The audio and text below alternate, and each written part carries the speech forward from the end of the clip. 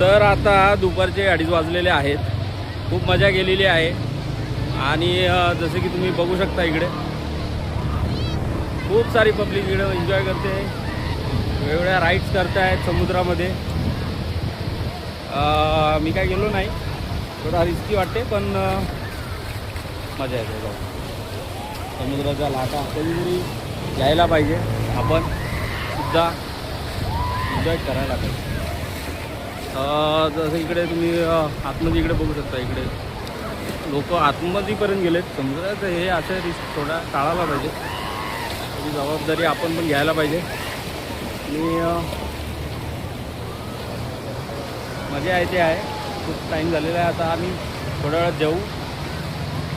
Family गेली राईडवर घोडागाडी आणि इकडे साडू आमचे दमलेले आहेत, थकलेले आहेत, बसलेत ओढीवर. त्यांचं पण आपण थोडेसे विचार घेऊ, काय त्यांचे काय बोलतात, काय वाटते त्यांना, आणि ते थोडे बसू आम्ही.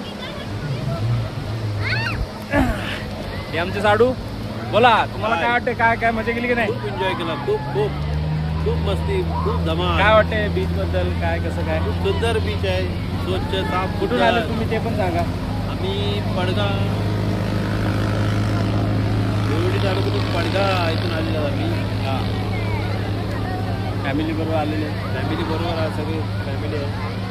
आणि आता काय पुढचा काय प्लॅन? पुढचा प्लॅन असा आहे की इथे जेवण करू, थोडा विश्राम करू आणि मग पुढे जाऊ. ते मुरुड जंजिरा किल्ला बघायचा का plan आहे? जायचं प्लॅनिंग आहे. वेळ भेटला तर जाऊ. आज संडे, तर भेटू पुढच्या ब्लॉग.